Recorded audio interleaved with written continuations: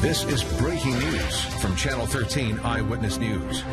And right now at 6 o'clock, we continue to follow breaking developments in the deadly Boone County crash that killed 3 people and injured more than a dozen others. And tonight we're going to show you the handwritten apology from the semi-truck driver now charged with reckless homicide. We'll do that in a moment, but first we want to introduce you to the man who moved his car out of the path of that semi just in time.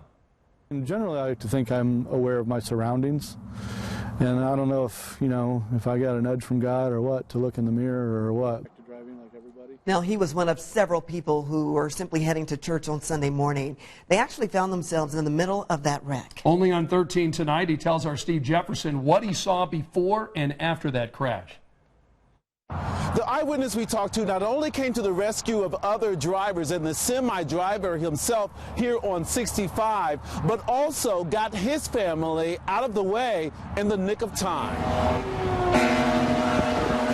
A southbound driver recorded video of a semi on fire after it crashed into stopped traffic. You can see some of the victims helping each other. There was, I don't know, there's 20, 30 people trying to get people out of cars, including Jason O'Neill, who switched lanes to get his family out of the way of the semi, which clipped his back bumper. And I didn't lose control or anything, just moved over to the shoulder and pretty much immediately got out and just started trying to go car to car and see who I could help.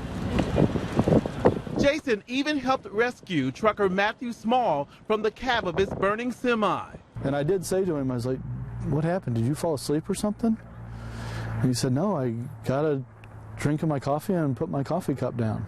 The video shows emergency crews on the interstate shoulder, where driver Christina Randall returned Monday after being hit in the chain reaction. You could just hear the sounds of the metal crumbling and crashing. It's horrible. Christina's daughter also ran to the rescue of the injured, including the family trapped in a vehicle after getting knocked over the guardrail. And she really didn't even stop and realize how badly she was hurt until everyone got out. Although they never made it to church, the survivors, like Jason, are counting their blessings. We were spared, thankfully. And when I talked to Boone County Sheriff Mike Nilsson about the accident here on 65, he says this appears so far to be a tragic accident by a driver distracted behind the wheel. Steve Jefferson, Channel 13, Eyewitness News. And late this afternoon, the Boone County Sheriff shared a handwritten note from the semi-driver, Matthew Small. It reads, "My heart and prayers are with the families. I'm in agony over this whole ordeal." Investigators believe this is a case of distracted driving, and they plan to charge Small with reckless homicide. Now, tonight at 6, we've also learned Small is from Granville, Michigan. He works for an Iowa-based trucking company called VL Trucking. The company tells us it's now working with police on this case. Now, the victims in this crash are 21-year-old Mariah Tomey, 19-year-old Kaylee Kirk, and 1-year-old Haley Tomey.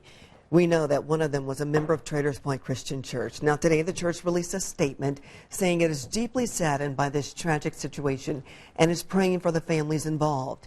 And it goes on to say that the Northwest campus will be open until 8 o'clock tonight for prayer as well as for counseling.